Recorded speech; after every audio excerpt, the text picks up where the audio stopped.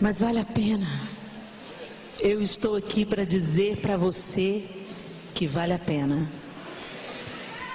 E quantas vezes forem necessárias, eu vou voltar para a roda.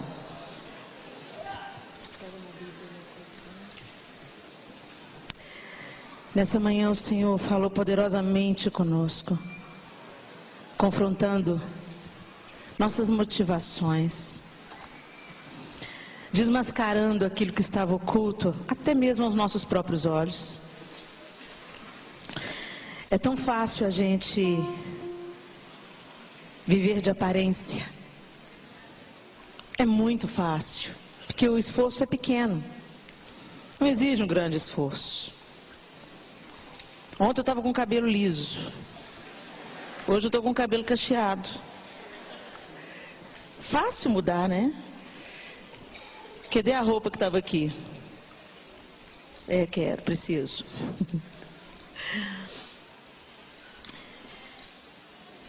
E quando nós ouvimos, hoje pela manhã, aprendendo de todas as reformas que o rei Josias estabeleceu, inúteis reformas, no entanto, para mudar o interior das pessoas, para arrancar de dentro das pessoas 55 anos de uma visão equivocada, 55 anos de idolatria, de prostituição,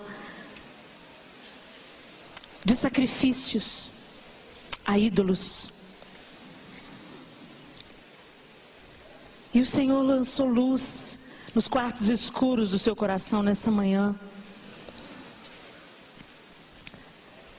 E eu queria continuar na mesma linha do pastor Gustavo e chamar você à reflexão sobre o vaso. Mas antes de nós irmos no nosso texto de Jeremias 18, eu quero contar para vocês uma curiosidade. A invenção da cerâmica, ela transformou a história. Antes de existir a cerâmica, um oleiro criando recipientes, as pessoas não tinham como armazenar comida, não tinham como armazenar água, não tinham como transportar as coisas. Então a vida era essencialmente de subsistência. As pessoas viviam para o hoje, aqui e agora. E com o advento da cerâmica, então os grãos puderam ser armazenados para o inverno. A água podia ser transportada do leito do rio para dentro de casa, para suas diversas utilidades. O invento da cerâmica trouxe a civilização e trouxe também a formação de comunidades, porque as pessoas passaram a ficar mais fixos. Não precisava de ficar nômade, vamos comer aqui enquanto tiver comida. Acabou a comida, bora lá, pé na estrada. Não, porque agora tinha onde armazenar, plantar, mas tinha como colher e armazenar. Então a criação da cerâmica, ela trouxe uma transformação, assim como a criação do homem trouxe uma transformação aos dias anteriores de criação, né? Deus criou os céus, a terra, os mares e fez divisão da noite, do dia.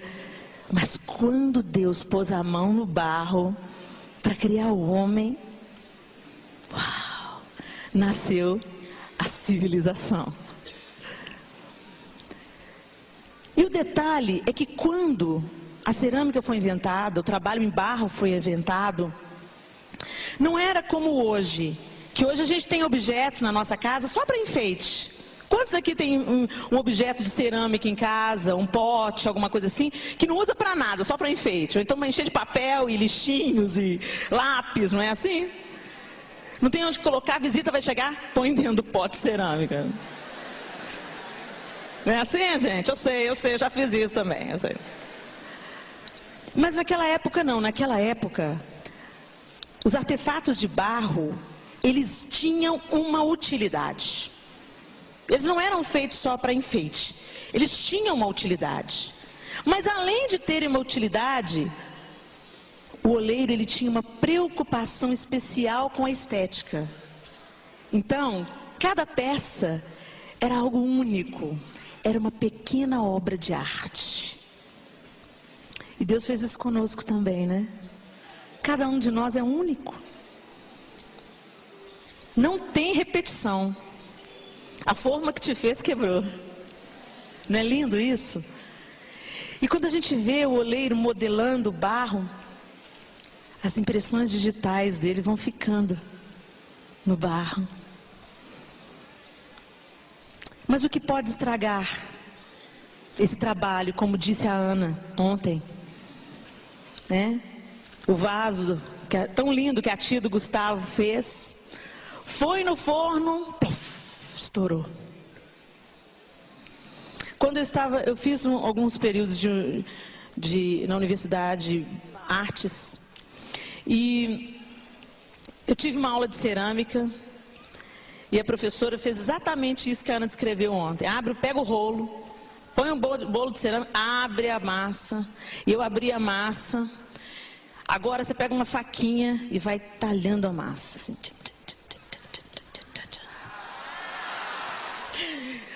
Aí, ai, que coisa chata, coisa cansativa. Tá, agora é na horizontal. Tá bom. Na horizontal. E à medida que você fazia isso, você escutava uns barulhinhos na lâmpada. Parar uma pedrinha. Outra pedrinha. E assim, muitas pedrinhas vieram à tona. Aí beleza, acabou, graças a Deus, meu braço já estava doendo. Começa tudo de novo. Amassei, beleza, agora já vou começar. Não, agora vira a massa. O quê? Ah não, professora, eu com meu entusiasmo. Ah não, professora, isso cansa. Imagina se Deus tivesse o meu entusiasmo. O que é ter de barro, de vaso pela metade aí, não está escrito, né? Aí virou, e foi lá eu de novo. Mas eu vi, gente, que a quantidade de pedrinha era uma coisa impressionante. Mas até então não tinha caído a ficha. Eu perguntei para a professora, por que tem que fazer isso? Tem que fazer isso, isso é essencial. Eu quero fazer um vaso mais rústico. Ela falou assim, Helena, se você não tiver esse trabalho, quando esse vaso for a altas temperaturas, ele vai explodir. Ela é. Uma única pedrinha dessa e uma pequena bolha de ar que fica dentro da massa pode explodir o vaso. Aí o Espírito Santo, entendeu? E aí o Espírito Santo começou a trabalhar comigo.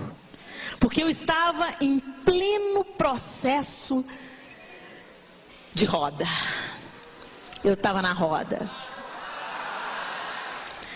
E, gente, eu fui para a roda quando eu já estava na igreja há muitos anos, quando eu já tinha recebido Jesus como meu Senhor e Salvador, quando eu já tinha sido batizada no Espírito Santo, quando eu já tinha passado pelas águas e quando eu já cantava no Diante do Trono. Às vezes as pessoas vêm para a igreja, como disse o pastor Gustavo, ele descrevendo ali o povo de Judá, totalmente corrompido pelos 55 anos, muito mais de 55, né, nas alturas das reformas de Josias, já tinham avançado, eram 70 anos, 75 anos. Mas eu vim para Jesus, eu amei desde o primeiro instante, eu vim de uma história de vida de restauração evidente, assim, os meus pais estavam a ponto de se separarem, quando Jesus entrou na nossa casa, mudou a nossa história, mudou a nossa família, e um pastor norte-americano, querido pastor John, que evangelizou a minha família por 18 anos, 18 anos ele orou, ele não desistiu, o oleiro não desiste, ele está cavucando até achar o barro, para trabalhar no barro.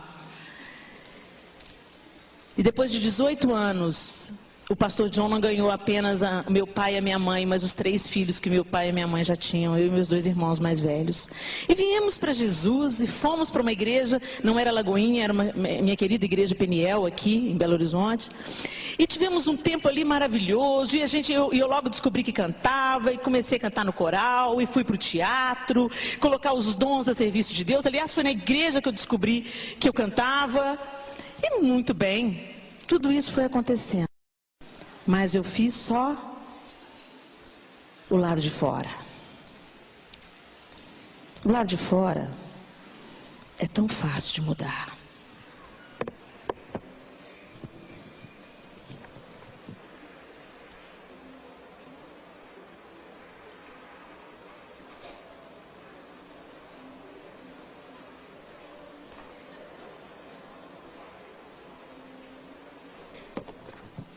Tem que ver se os ombros da bailarina vão entrar nos ombros da nadadora. Mas eu só nado nas águas do Espírito, tá, gente? Muito bem, eu posso me vestir de uma aparência de santidade. Eu posso me ornar de uma falsa espiritualidade. E se você me olha da cintura para cima, mudou completamente. Menos de um minuto. Menos de um minuto. É fácil a gente mudar o exterior. Não leva tempo. É só você falar o que é certo. É só você usar a saia no comprimento certo. É só você deixar de cantar as músicas do mundo. A gente vai construindo a nossa casa sobre a areia. Eu me lembro que quando eu vim para a igreja, agora eu fiquei presa, hein? Obrigado, Soraya. Quando eu vim para a igreja, eu estava cantando, né? Eu na minha inocência, de 11 anos, cantando. Foi Deus que fez o céu. Pensa, estou cantando uma música de louvor, né? E aí, irmão da igreja, o que é isso? O quê? Está cantando música do mundo? Eu, hã? Isso é música do mundo. E não pode cantar? Não. Você só canta música da igreja.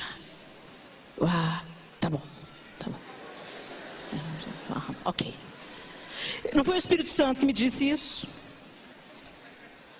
Não foi as minhas horas aos pés do Senhor que me disse isso. Não foi a minha Bíblia que me disse isso. Foi um outro ser humano como eu. Aí alguém cantou, alguns anos mais tarde, uma música do mundo perto de mim. Não pode cantar essa música. É música do mundo. Como a gente vai reproduzindo as coisas sobre a areia. Vamos construindo sobre a areia. Aí a gente fala a gíria certa. Sangue de Jesus tem poder. Queima Jeová, amarra ele. Não é assim? A gente sabe falar o crentez, misericórdia. Você conhece um crente de longe. Ou não, né? Porque banalizou tanto o crentez, que hoje até quem não conhece Jesus fala misericórdia. Até as novelas falam, sangue de Jesus tem poder. Jesus, tem misericórdia de nós mesmo, Senhor, porque o negócio está estreito aqui para nós. E eu era assim. Mudei o exterior. Parei de falar palavrão. Passei a usar as roupas certas, pelo menos tentei. Falei, minhas falas passaram a ser as falas evangelicamente aceitáveis.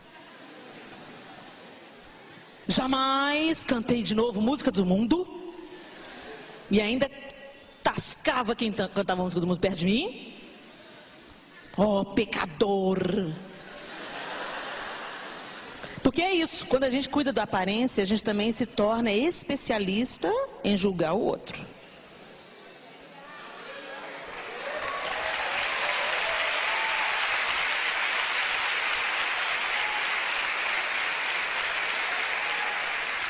A gente julga tanto o outro, que eu me lembro, gente, olha que coisa, olha como nós vivemos numa atmosfera, num ambiente, onde a aparência é mais importante do que o ser. Eu tinha um celular Siemens, pequenininho, corporativo, diante do trono, Aquele pequenininho mais simples, mas o bichinho funcionava, viu? Você resistiu bravamente a Clarinha, Miguel, Arthur e Sofia. Caía, funcionava, falava. Aí um dia uma amiga minha falou assim: Helena, você tá com esse celularzinho pobre? Eu, o que tem de errado com o meu celular? Ele fala, eu escuto, parabéns. Não, mas você é do Diante do Trono. Como é que é? Olha o glamour, Ana Paula. Passa a faca de madeira mesmo, Jesus. Tira o excesso. Pois aquele lá me acompanhou bravamente até que não resistiu mais e morreu. Aí o João me deu outro. Aí ele abria. Está comigo até hoje. Tem 4 anos. Está comigo até hoje. Resistindo bravamente. Esses dias ele morreu. Eu, não me deixa na mão, Senhor, ressuscita ele. E ele ressuscitou. Ele ressuscitou. Primeiro ele começou. Mas depois voltou tudo ok. Tá funcionando. Aleluia. Mas vocês sentiram como uma coisa tão pequena? Tem gente que faz dívida para manter a aparência.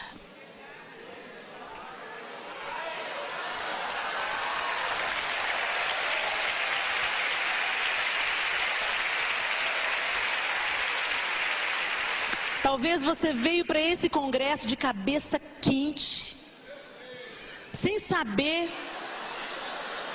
Deixa que Jesus vai esfriar a cabeça dele, calma. Você veio de cabeça quente, fazendo a conta para comprar o almoço, e falando assim: meu Deus, a conta do cartão vai vencer. Jesus, eu vim aqui nesse congresso, libera a bênção. Toca no coração de alguém para me dar uma oferta, Jesus. A gente chama o Senhor para tentar consertar o que tem que ser quebrado na nossa vida. Como a Ana disse, por causa das rachaduras no vaso, tem a barrela. Mas tem coisa na nossa vida, gente, que não tem barrela que conserte, não. Tem que ir para a roda mesmo, para o martelo.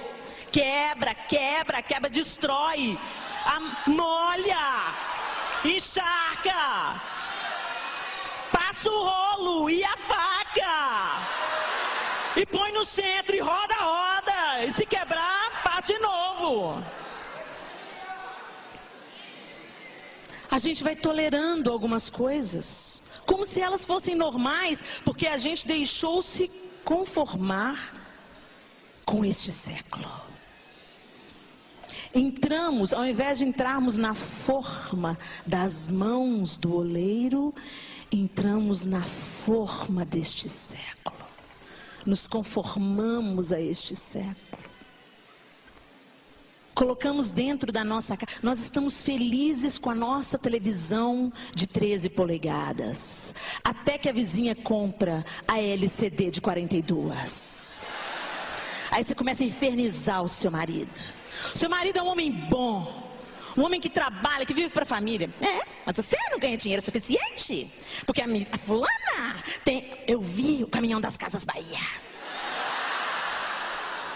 Uma caixa, eu não vi a televisão, mas a caixa. Aí atormenta.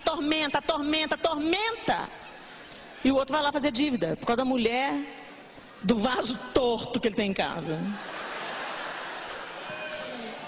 O vaso todo estrupiado que ele tem em casa. E assim, a gente pensa, não. A gente fala assim: não vos conformeis com este século. O apóstolo Paulo falou: não vos conformeis, muito bem. Aí a gente fica assim: eu não me conformo. A gente senta para ver o jornal: eu não me conformo. Isso é uma injustiça. Isso é um problema. Não aceito isso. Não é isso não, gente. É não entrar na forma, não fazer as mesmas coisas que as pessoas no mundo fazem. As pessoas vivem para sustentar a aparência. E a gente vê hoje como isso contamina até mesmo nossas igrejas. Porque igrejas são feitas de pessoas. A igreja não é isso aqui não. Não são essas paredes. Aqui é onde a igreja se reúne. Mas a igreja é você. E se você é uma pedra torta, uma peça torta, o todo vai ficar torto. Sua vida influencia no todo. Às vezes pessoas não vêm para o Senhor Jesus por causa de um mau testemunho, por causa de um vaso torto. E eu fui esse vaso torto. Muitos anos na casa do Senhor. Mas eu não sabia, né? Vivia de aparência. Para mim estava tudo certinho. Eu tinha mudado, mudei para crente. Eu mudei para crente. Mas Deus não quer que a gente muda para crente. Deus quer que a gente creia nele. E seja modelado segundo o caráter dele. Outra coisa que acontece muito além dessa vida de aparência é a idolatria. Como nós falamos da idolatria, né? A gente tem o dedo em riste para um tanto de gente aí. Você é idólatra. Você é idólatra. Fulano, ele é muito legalzinho, mas é uma pena, né? É idólatra. Olha o juiz aí de novo, né? Você é tão santo, né, que você foi ungido justo juiz. Agora Deus concedeu que você julgue. Novidade. Olha aí, olha aí. Aí a gente pensa, né? Logo quando a gente fala, idolatria. Ah, fulano é muito boa pessoa, mas é idólatra. Aí você imagina uma imagem de barro, de gesso, e uma pessoa se dobrando diante dessa imagem. Quando se fala em idolatria, né? Mas idolatria, o que se diz é que tudo que toma o lugar de Deus no seu coração. Gente, é mais profundo do que você possa imaginar. É mais profundo do que você possa imaginar. Presta atenção. Porque está ligado àquilo que você anseia, cobiça, trabalha por aquilo. Está ligado a quanto disso ocupa o seu pensamento, o seu dinheiro, as suas motivações. A gente não quer ver isso. Mas a gente adora o diante do trono. Ah, mas eles são uma bênção. Mas se a gente cai, aí cai atrás. Ou então vai pela internet, né? Para se juntar a outros juízes. Você viu o que aconteceu no diante do trono? Blá, blá, blá, blá, blá, blá. O que a gente faz ou deixa de fazer não devia te escandalizar. Porque somos vaso como você. Também estamos na roda. Também estamos tendo as nossas pedrinhas retiradas todos os dias. A faquinha passa na gente também. Graças a Deus por isso. O que nós temos de diferente de alguns por aí é que a gente não abre mão da roda. A gente quer ficar na roda, custe o que custar, haja o que houver. Mesmo que vá doer, a gente quer ser um vaso novo.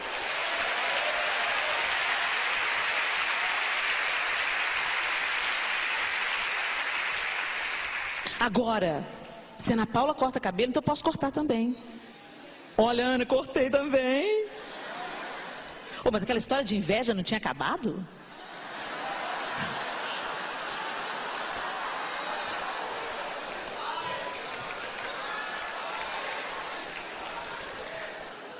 Já estão falando isso na internet. Hoje eu sou livre para cortar o cabelo. Sem ter nenhum medo de que a Ana Paula vai pensar que eu estou tendo inveja dela.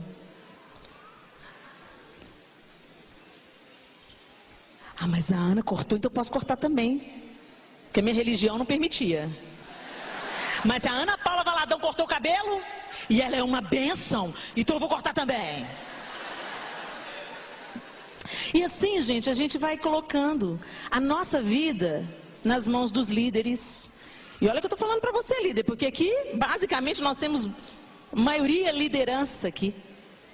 Vamos ver, quantos aqui dentro ocupam algum cargo de liderança em suas igrejas? Ou você é líder de louvor, olha aí, olha.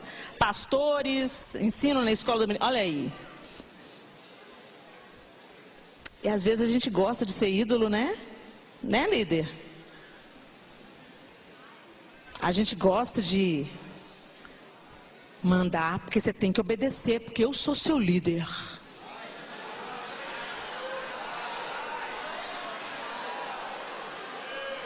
Eu vou usar o poder que eu tenho, que Deus me deu, para mim mesmo, para o meu próprio benefício.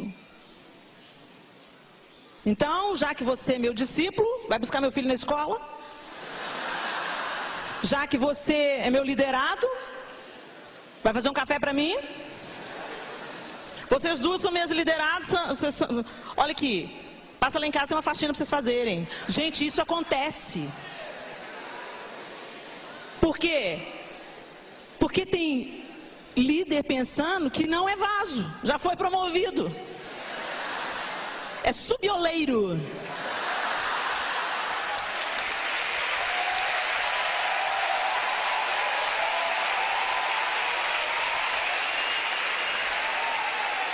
Não existem subioleiros. Não existem subioleiros. Aquele vaso que entende que Deus o chamou para liderar, ele entende que a maior liderança é serviço. A maior liderança é você descobrir o potencial dos outros vasos ao seu redor e colocar cada um para funcionar na sua utilidade. Não adianta você pedir para um prato ser copo. Se você quiser beber água com o prato, vai ser uma lambança. O verdadeiro líder identifica: você é prato, você é copo, você é jarra. E aí cada um começa a cumprir, né, o seu chamado, a sua forma, a forma que o oleiro dá. Agora, falando um pouco mais do vaso que fui. Eu vou te contar, eu fui um vaso estragado, viu? Vamos lá para o nosso texto? Abra a sua Bíblia. Não vou nem falar, porque você já sabe onde está. Para você que está em casa, ligou a televisão agora, é Jeremias capítulo 18. Mas eu quero me firmar com você no verso 4. Como o vaso que o oleiro fazia de barro se lhe estragou na mão, tornou a fazer dele outro vaso, segundo bem lhe pareceu. Eu fui o vaso, o Senhor me achou como barro, mas quando Ele começou a tratar, quando Ele começou a tirar as pedrinhas, a coisa complicou. Você já imaginou se o barro falasse? Como seria? Como seria incômodo para o oleiro? Imagina, olha, tanto de vezes que ontem nós falamos ai, né? Imagina o oleiro ficar essa lenga-lenga no ouvido dele, ai, ele fala, cala a boca! Ele ia falar isso, não ia? O oleiro normal, gente, o oleiro normal. Não, nosso oleiro, não, o nosso oleiro. Mas, você imagina, o barro não fala, mas nós falamos, né? E como a gente fala, né? Os vasos de boca grande.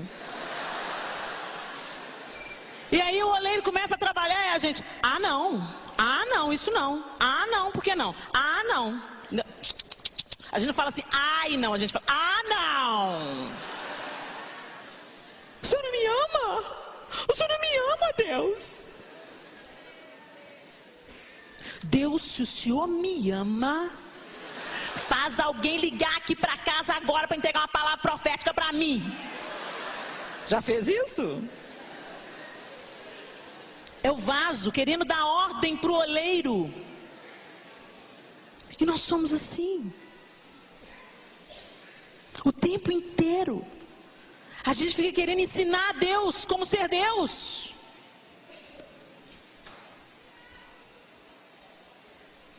Oh Deus, mas eu não queria desse jeito. Eu queria um assim, assado, assim. Eu queria um ministério, Senhor, que eu reunisse multidões. O Senhor me levou para pregar no hospital. Os 2 que eu preguei para eles morreram.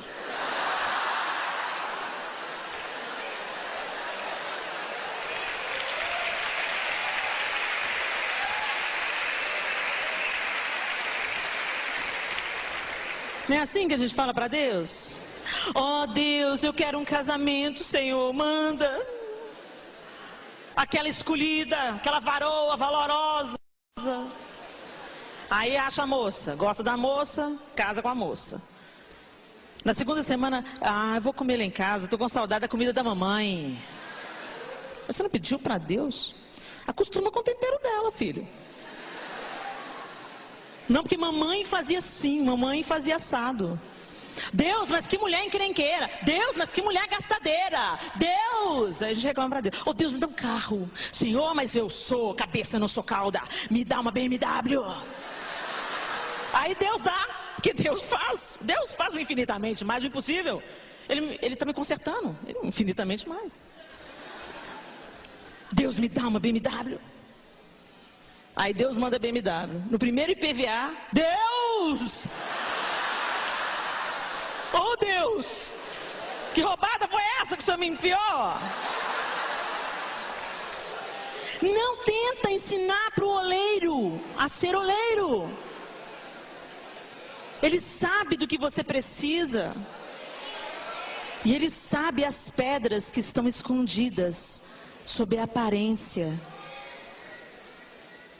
Às vezes você pensa que você é um crente nota 10. Tem uma canção que fala isso, né? O crente nota 10, superior acima dos fiéis.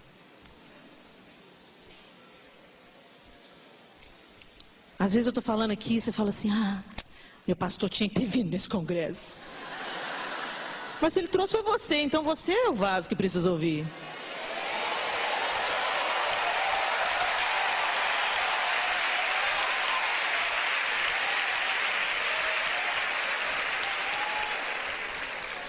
E eu era assim, eu achava que eu era perfeita. Eu achava que eu era muito crente. E que eu cantava pra caramba. E eu fui lá pro El Chamar. Chegou lá, tinha uma tal de Ana Paula Valadão cantando também. Ela não tinha assim uma grande voz, não.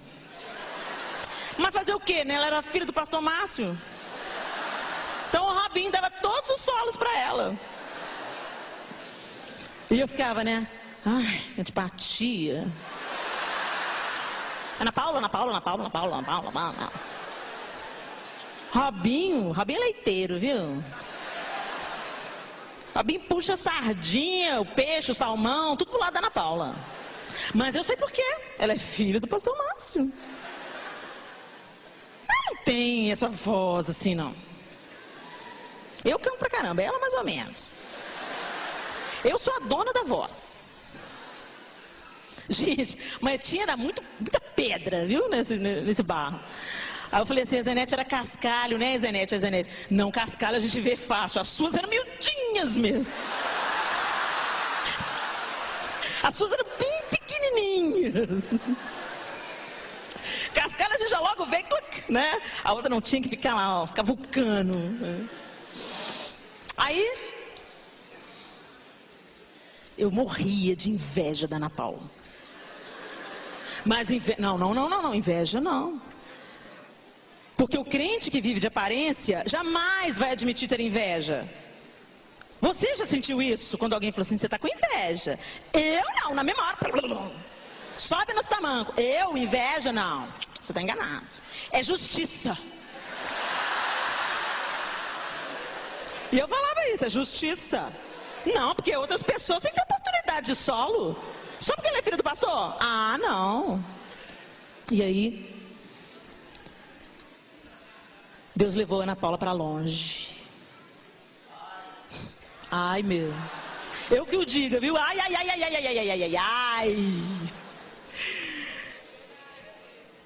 Pela primeira vez.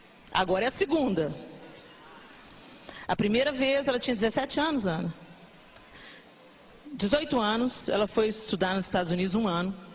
E aí, quando a Ana Paula foi retirada, e nós fomos tentar cantar os solos que ela cantava, ai,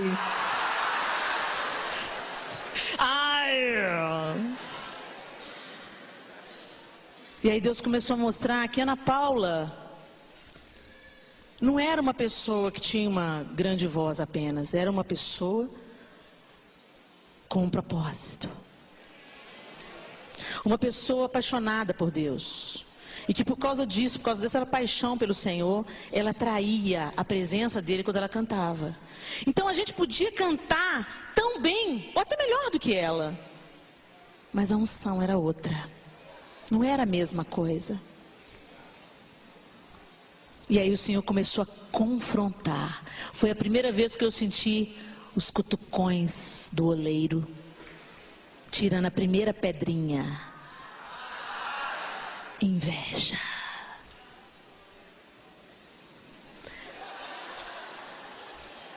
Olha aí mesmo, né? E a gente vai sustentando alguns pecados. A gente vai santificando alguns pecados. Não, a inveja santa. Não tem inveja santa. Inveja é você querer sentir raiva por aquilo que o outro tem. Isso não pode ser santo. O que o outro tem de bom te irrita. Isso não pode ser santo. Ciúmes não é zelo, é ciúme. Você não tem firmeza do seu papel, do seu chamado, de quem você é em Cristo. Então você fica com ciúme quando o outro é promovido, quando o outro é elogiado. Eu lembro uma vez que o Sérgio falou assim: fulana, além de cantar muito bem, toca violão. Me deu uma raiva da fulana. Mas me deu uma raiva. Aí na mesma hora a gente identifica a pedra, né? Ixi, achou mais uma. Vai embora, Olê, leva embora. Ai! Vai para o arrependimento. Mas isso acontece quando a gente está disposto a ficar na roda. Quando a gente está chamando pela mão do oleiro. Quando o Espírito Santo tem toda a liberdade para tocar uma sirene dentro de você. Quando uma pedra é descoberta. Mas a maioria de nós não quer esse sirene, não quer esse alarme. A gente quer continuar levando a vidinha que não confronta o nosso pecado. Eu tenho certeza que hoje tudo que o pastor Gustavo ilustrou aqui, jogou luz em trevas na sua vida, no seu coração.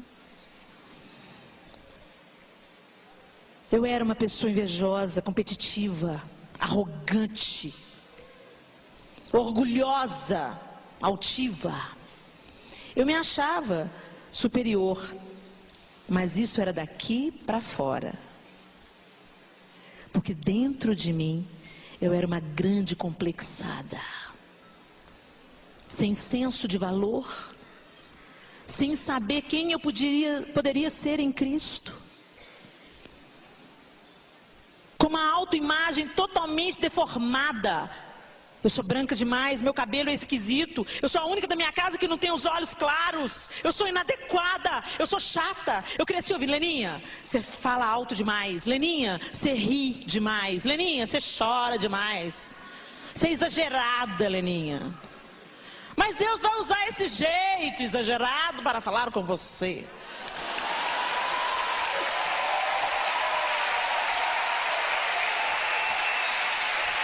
Mas não é isso que o diabo quer que você acredite. O diabo não quer que você acredite nisso. Então você rejeita a forma que o oleiro te deu. Ele te faz um copo, você quer ser prato. Ele te faz uma bacia, você quer ser jarro. Você nunca está satisfeito com quem você é. E aí Deus não pode te usar.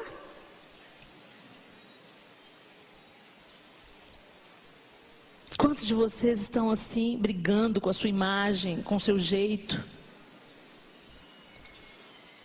Eu não estou falando brigando contra o pecado. A gente tem mais energia para brigar contra o nosso jeito de ser do que brigar contra o pecado.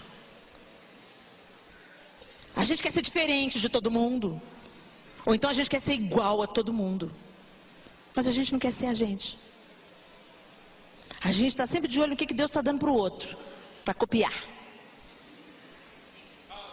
Quero viver teus sonhos, teus planos. Depende, viu, Senhor? Se for igual da Ana Paula, rola. Não é assim? A gente criou dentro de nós mesmos sonhos megalomaníacos. Sabe como é que você identifica isso? Encontra um colega seu depois de 10 anos de escola. Ei, fulano, tudo bem, e aí? O que você está fazendo? A pergunta é para saber se você tem um bom emprego, se você casou, se deu bem na vida, ou se você é um pé rapado. Porque hoje a gente gasta tempo para ter. Eu tenho uma casa, eu tenho 4 filhos, eu tenho um marido, eu tenho um emprego, eu tenho uma posição, eu tenho um título de pós-doutorado, eu tenho nariz empinado. Pastor não, apóstolo.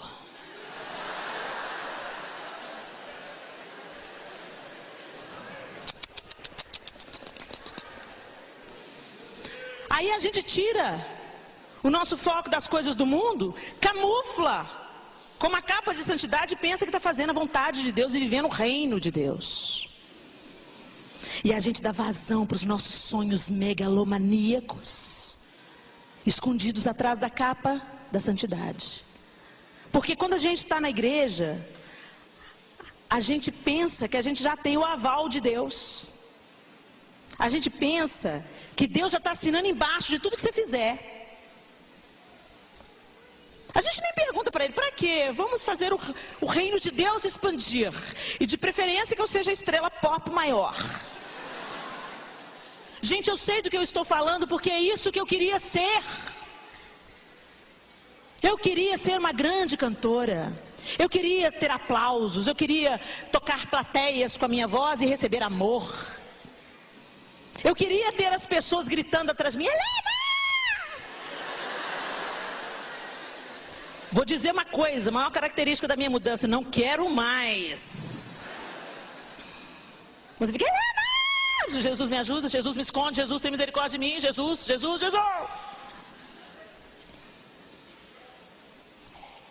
E a gente usa o reino de Deus para as nossas conquistas pessoais. A gente fica bem no púlpito. A gente canta, a gente ergue as mãos, faz tudo direitinho. A gente sabe até ministrar. Sabe por quê? Deus dá o dom, mas como que você vai usar? Deus deu a forma para o vaso. Deu um propósito para o vaso. Mas o vaso está cheio de rachadura. O vaso está cheio de pedra.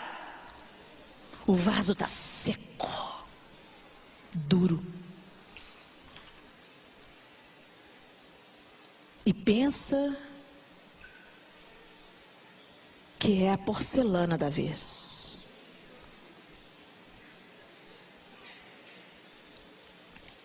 E o diabo continua financiando os sonhos de megalomania de falsos cristãos, ou de cristãos equivocados e enganados.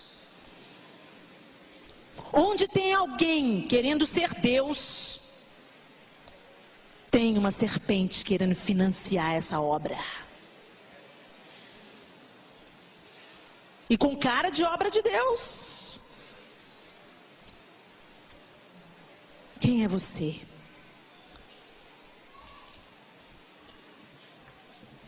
Quem é você quando ninguém está te olhando? Nós já falamos sobre isso 2 anos atrás. Quais são suas pedrinhas, suas rachaduras?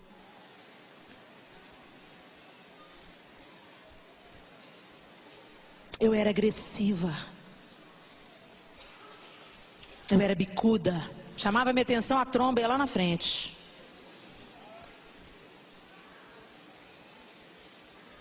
Maledicente. Língua grande. Quantas vezes eu emprestei a minha casa para reunir um bando de maledicentes? E fritamos alguns amigos a alho e óleo.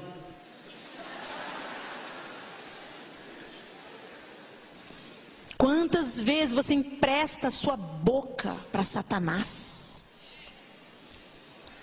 falando mal das pessoas. Quantas vezes o aparente é fácil, o interior leva tempo. Eu não fui transformada de uma hora para outra. Eu entrei na roda, fui afastada de ministrar no Diante do Trono durante uns meses. O martelo veio, me despedaçou. Tinha dia que eu queria morrer. Porque eu estava tão centrada em fazer a minha vontade, em ser reconhecida, em receber aplauso, em receber o olhar do outro, que para mim era morte não estar ministrando no Diante do Trono, porque eu tinha que ter o olhar das pessoas. E a Zenete falava comigo: Helena, você está afastada de ministrar, mas você tem que estar em todas as ministrações, assistindo. E você tem que estar em todos os ensaios, mas você não vai gravar.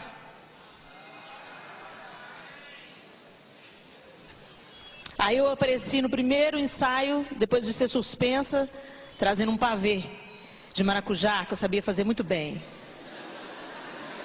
Olha, gente, trouxe um pavê. Me ame, me ame, me ame, me ame, me ame, me ame, me ame. Olha eu aqui, olha eu aqui, olha eu aqui. A Zenete chegou para mim: Helena, por que você trouxe pavê? A Zenete é um martelo bom, viu? Um martelo bom. Para que você trouxe esse pavê, Helena? Qual é a motivação por trás desse pavê?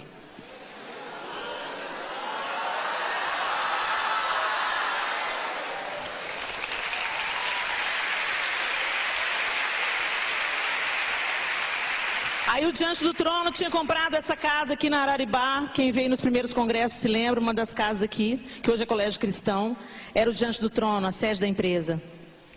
Eu sabia fazer estuco, textura de parede e tal. Aí a prima da Ana, que estava responsável pela decoração da casa, Gisele, assim: vamos chamar a Helena para fazer. Ué, Zenete, Helena não.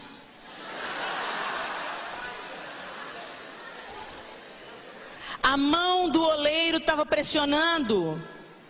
Às vezes você espera que o próprio Deus, você sente a mão de Deus, mas Deus vai usar o outro para te modelar.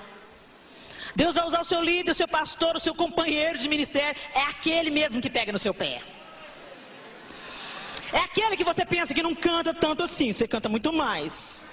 Mas Deus vai usar ele para mostrar como é que você está podre. Como Deus usou os meus companheiros para me mostrar o tanto que eu estava podre. Mas eu não via isso. Para mim eu estava certa e todo mundo estava sendo injusto comigo. E às vezes você se sente exatamente assim. Injustiçado, perseguido. O coitadinho. É a outra face do orgulho, né? Eu sou um coitadinho. Eu sou um perseguido. Eu sou incompreendido. Eu no centro. Eu com tudo.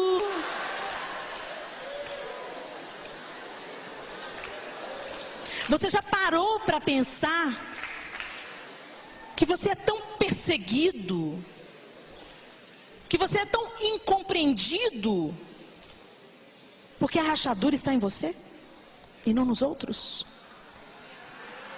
Porque quando a perseguição é feita, e nós vamos passar perseguições, quando você é realmente incompreendido, quando você realmente é rejeitado, mas você está no centro da vontade de Deus, e com as mãos do oleiro sobre você te assinando, você tem aquela sensação de fazer o quê?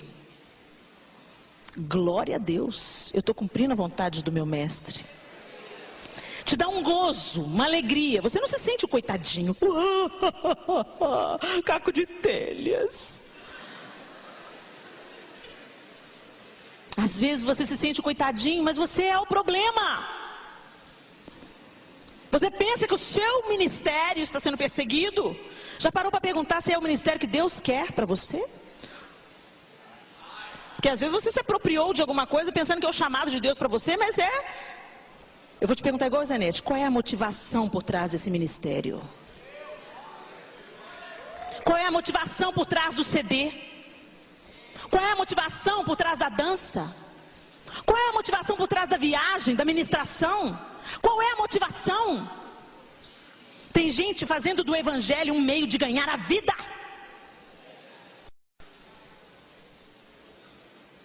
Não, porque eu quero viver em tempo integral para o ministério, porque assim... Ô, gente, pus sotaque carioca só por acaso. Misericórdia. Vou colocar o meu sotaque. Eu estou tentando viver para o ministério. Uai. E seria muito bom se eu ganhasse um dinheirinho. Mesmo que fosse um pouquinho. Gente, isso não tem nada de engraçado, né? Mas isso é real? Isso é real? Pessoas no mundo inteiro, não é só no Brasil não, querendo fazer da pregação do evangelho um meio de ganhar a vida. Se Deus quiser fazer da sua jornada um meio para ganhar a vida, a mão dele vai fazer isso, não é a sua. Para de tentar santificar o que não é santo, de justificar a sua cobiça, a sua avareza.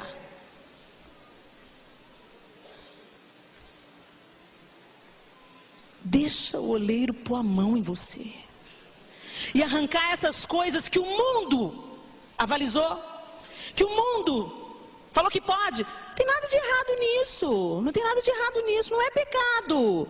Mas a gente não vive só para não pecar, não, a gente vive para fazer a vontade de Deus.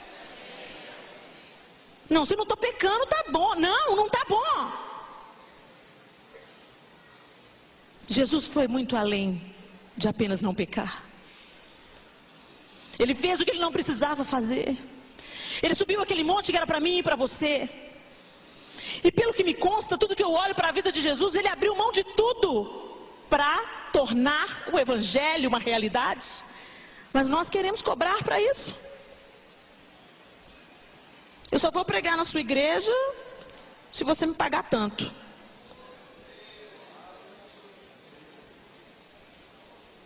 Desculpa, eu estou incomodando muita gente. Mas eu estou aqui para incomodar mesmo. Porque eu prefiro te incomodar do que ver você indo para o inferno.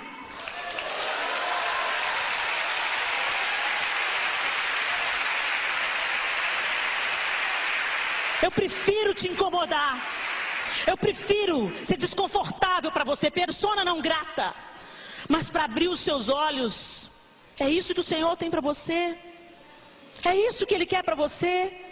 Qual é a motivação por trás das suas atitudes? Por trás do seu cristianismo? Você ama o outro? Você faz pelo outro? Você dá a túnica e também a capa? Você anda a primeira e a segunda milha? Quando te bate numa face, você dá a outra? O evangelho não mudou? Nós mudamos, nós nos adequamos a esse mundo, mas o evangelho de Jesus Cristo não mudou. Ele deu a vida dele até a última gota. Ele deu, ele deu, ele deu, ele deu. E a gente vem para Cristo querendo receber, receber, receber, receber.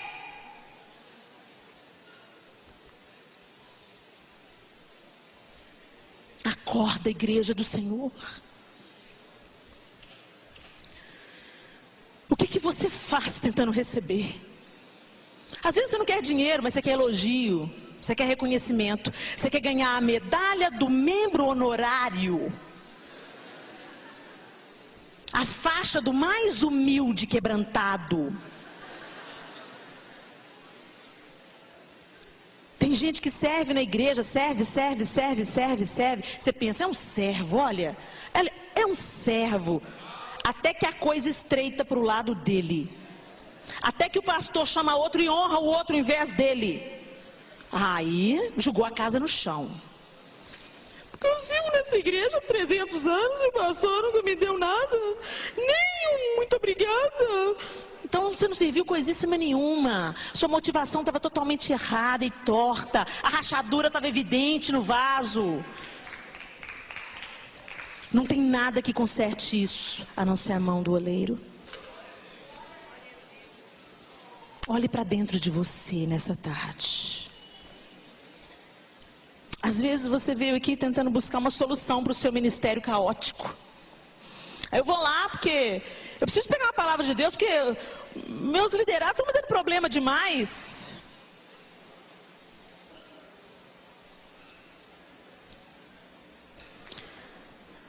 Os liderados que dão problemas para um vaso novo tratado na liderança, o próprio Senhor, a mão do próprio Deus retira. Você como líder deve ser o exemplo.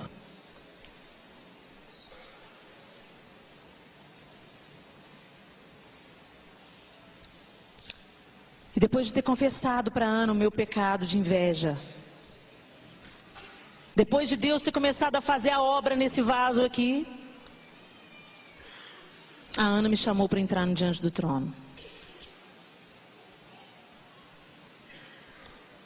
Isso é estar alinhada com o oleiro, né?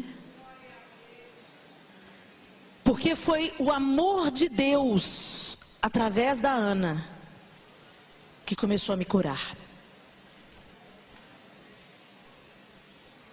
Quando ela me convidou, eu falei assim, não, vocês estão querendo chamar o João, né?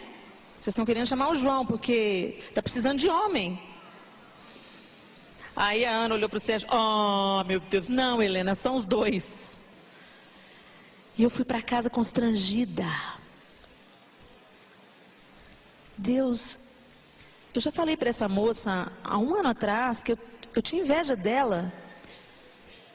Ela está me chamando para entrar no grupo que gravou o CD? E o Senhor falou assim, ela é o meu vaso. Um vaso de barro, pequeno, mas está cheia de mim. E eu quero te encher também. Deixa o meu amor te curar, Helena. Deixa a minha aceitação curar você. Deixa eu ajustar a sua visão de você mesma. E isso vai afetar o seu relacionamento com os outros. Porque quando a gente não se gosta, a gente não gosta dos outros. Quando a gente não se respeita, a gente não respeita os outros. Quando a gente tem inveja, a gente nunca é satisfeito com aquilo que Deus tem dado para a gente. E Ele amassou.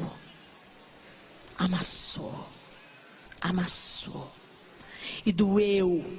E doeu. E como que Ele faz isso? Nos nossos relacionamentos. Nós estávamos ensaiando para o CD Exaltado. E a Ana me deu uma música para cantar. De todo o coração adoro a Ti, Senhor. Essa era a música que eu ia cantar. E eu cantei no ensaio geral, aqui nesse mesmo púlpito. E na semana da gravação, a Ana Paula disse, Helena, você não vai cantar mais essa música.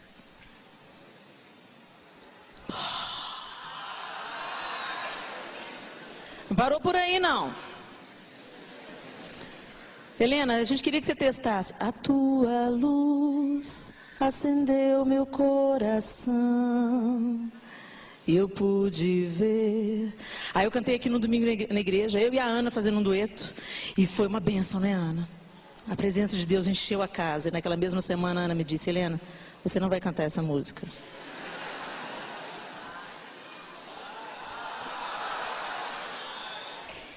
Aí depois veio, ainda existe uma cruz. E tinha mais para eu carregar mesmo. Aí vamos Helena, você podia cantar. Quero seguir-te. Canta aí pra gente, pra ver como é que vai funcionar na sua voz. Quero viver como tu. Não, Helena, não deu certo. Soraya, tenta também. Não, Soraya, não deu certo. Aí vocês ouvindo assim, pode pensar, puxa vida, mas a Ana é má. Não, a Ana não é má, não. A Ana não é má, não. A gente que tinha as pedras para ser tirado. E aí, nesse processo todo, Deus foi me ensinando. Não é o que você faz que faz você ter valor para mim. É quem eu sou em você. É o tamanho, a largura, a profundidade que eu ocupo dentro de você. Helena, você não precisa de fazer um solo. A velha Helena precisava. Essa não precisa. A velha Helena precisava de aparecer no vídeo. A nova Helena não precisa.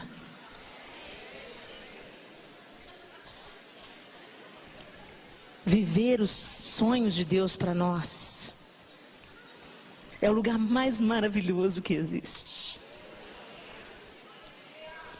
Porque o inesperado acontece. Deus usa você para fazer coisas que você nunca imaginaria e que ninguém precisa ver. Isso é que é legal. Não precisa de ter o aplauso do outro, o muito bem do outro. Que sucesso! Não precisa. E a Zanete sabe do que eu estou falando, né, Zanete? Quantos seminários de intercessão, quantas vidas nós vimos Deus restaurando, libertando, curando, através da minha história. Não é algo que eu poderia produzir com meu esforço, não é algo que eu possa fazer, é algo que o oleiro faz. Às vezes você está arrasado, veio para esse congresso arrasado, porque as portas estão se fechando para você. Tudo que você sonhava está desmoronando. Deixa desmoronar. Deixa desmoronar, porque o que essa mão faz, o que a mão do oleiro faz, ninguém derruba, nada destrói. Ninguém te rouba. O que a mão do oleiro faz é estabelecido. O instrumento que o oleiro molda tem utilidade e beleza. Nós não somos nem enfeites apenas, e nem úteis apenas. Deus levanta a nossa vida como um testemunho de frutificação, para mostrar para você que tem jeito, que Ele quer fazer em você também, porque Ele não tem filhos prediletos. Solta. Está desmoronando? Deixa desmoronar. Deixa a mão do oleiro quebrar.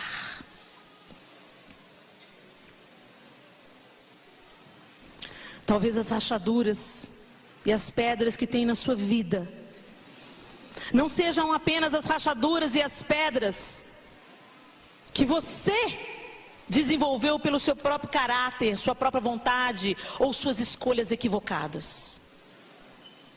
Mas talvez as rachaduras seja algo que alguém fez a você.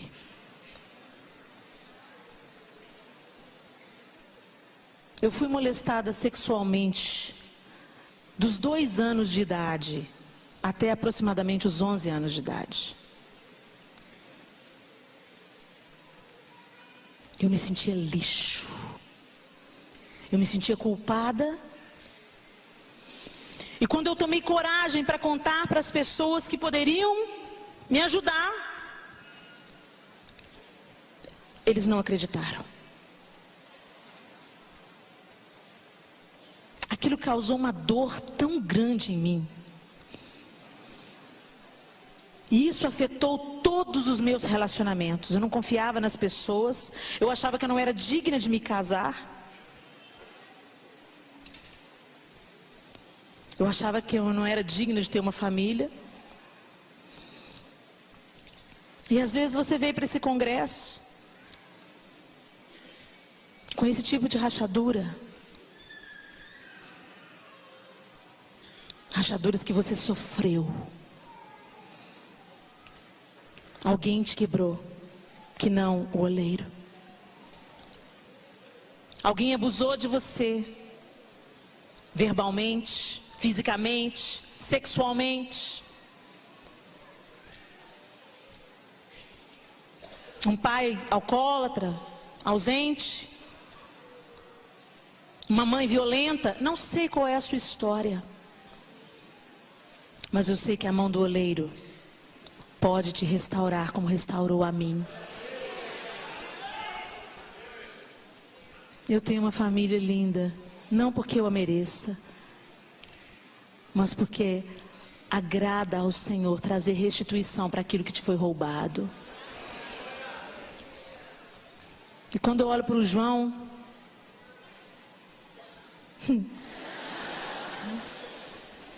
o João é tão precioso. Um homem com defeitos e qualidades,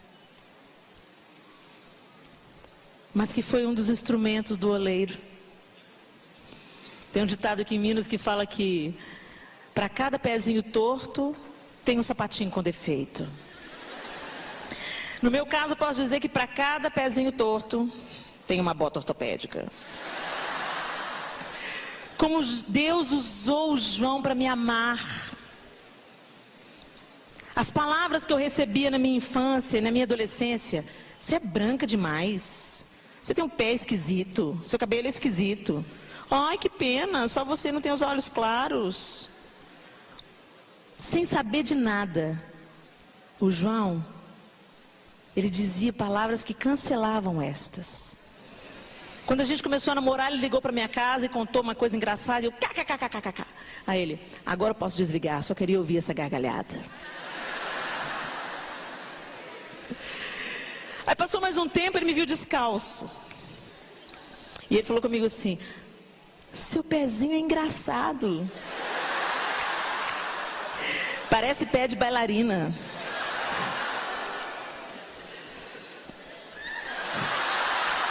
O que foi?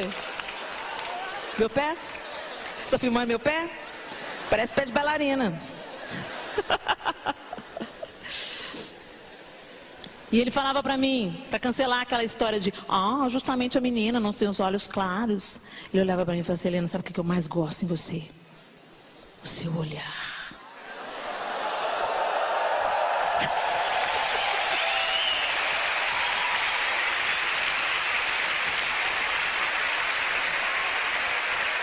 E sem ele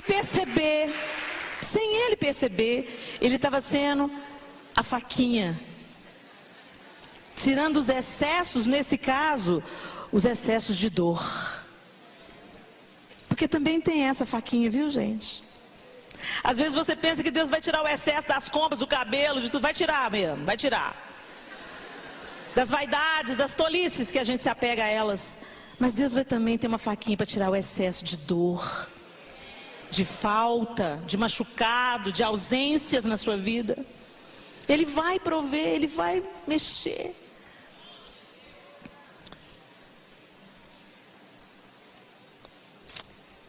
E nós nos casamos e tivemos 4 filhos.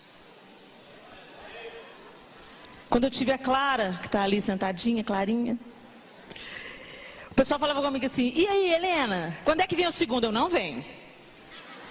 Como não? Você não queria ter muito filho? Eu queria, mas eu tenho muitos sonhos, muitos projetos, quero fazer muitas coisas para Deus. Então, o outro filho vai atrapalhar. Olha aí, a gente querendo dar a ordem para o oleiro de novo, né? Eu acho uma graça, gente. As mulheres ficam: não, eu só quero 2, eu só quero... Já perguntou para Jesus quantos que ele quer que você tenha? O vaso, né? O vaso dando ordem: olha, Senhor, eu quero ser um vaso magrinho, então só 2 filhos tá bom. Aí eu falei em voz alta, né? Para minha felicidade, eu falei em voz alta: olha, eu sou egoísta demais para ter mais de um filho. Aí o Espírito Santo É por isso que eu vou te dar 4, para você aprender a ser gente. Eu tenho aprendido, não é fácil não, sabe, gente? Tem umas pedrinhas que Deus ainda está tirando. Eu sou muito irritadiça. E naqueles dias do mês mais complicados, como esses meninos escutam os meus gritos. Perdoa, viu, Clarinha?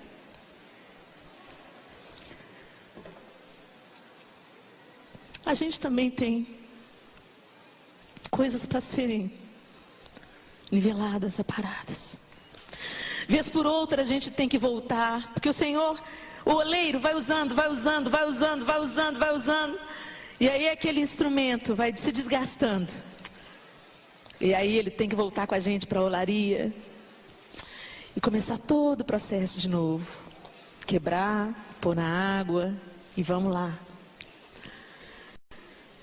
Mas o que vale a pena é que cada vez que o processo se repete, a cura vai se consolidando. Vem mais cura, vem mais libertação. E aí Deus pode te usar mais. Aí Ele usa, vai gastando. Volta para a olaria. E começa tudo de novo. Até o dia que Ele olhar para mim e falar: Helena, vaso de honra, agora eu quero você para minha prateleira, para enfeitar a minha vida somente. E eu quero que esse dia chegue quando eu já tiver passado por todos os processos de olaria, eu tiver sido bem gasta naquilo que expande o reino de Deus, naquilo que traz cura, traz libertação, traz salvação. Aí eu vou para a cristaleira do Mestre. E você? Para onde vai? Feche os seus olhos.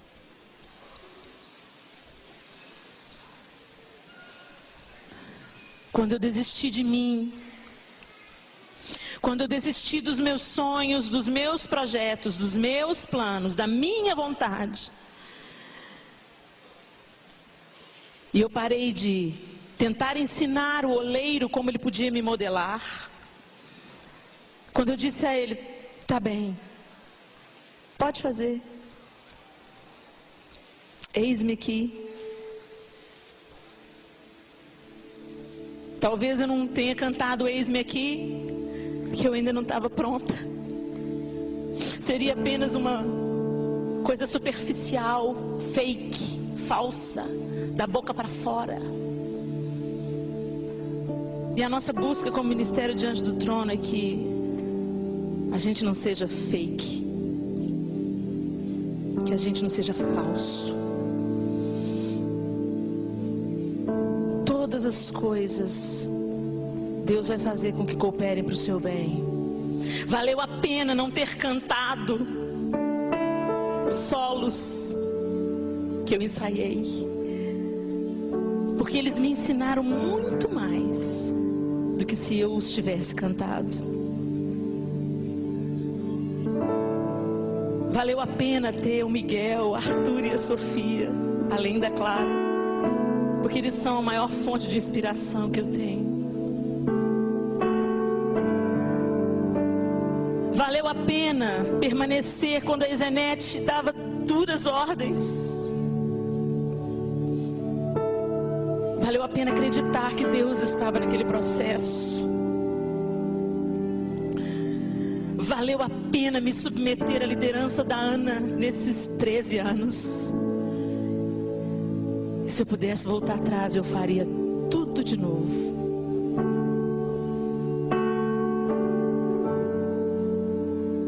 Eu posso dizer que valeu a pena até as minhas mazelas. Porque hoje eu posso dizer para você que foi molestado sexualmente, que está me assistindo agora pela televisão, ou você que foi molestado sexualmente, que está aqui nessa tarde,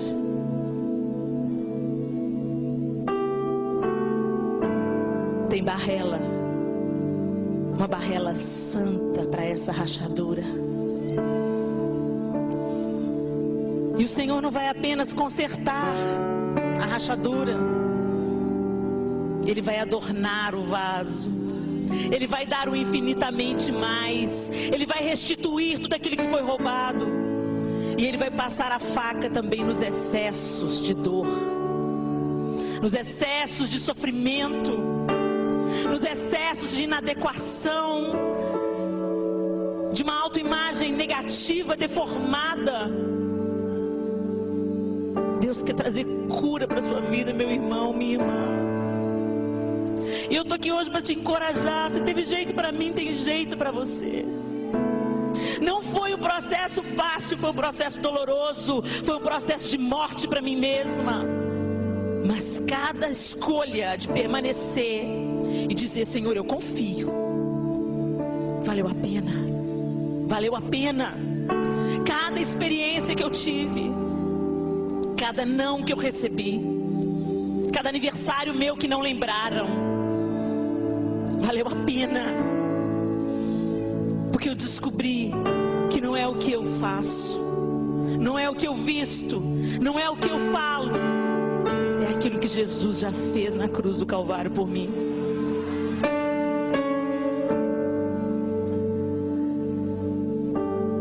Ah, Deus, eis-nos aqui, Senhor.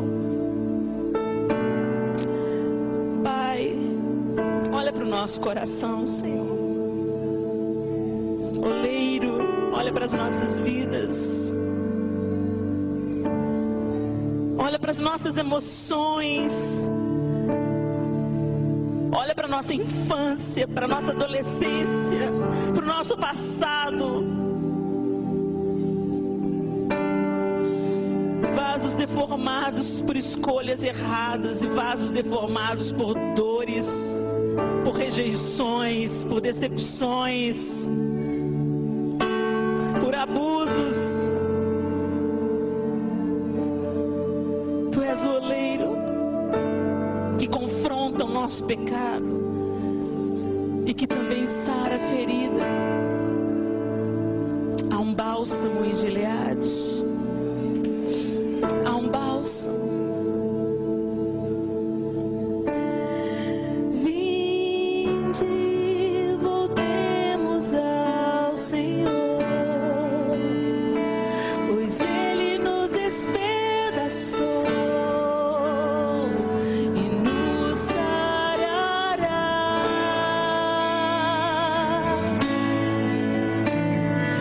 Fez a ferida e a ligará, nos revigorará e viveremos diante dele.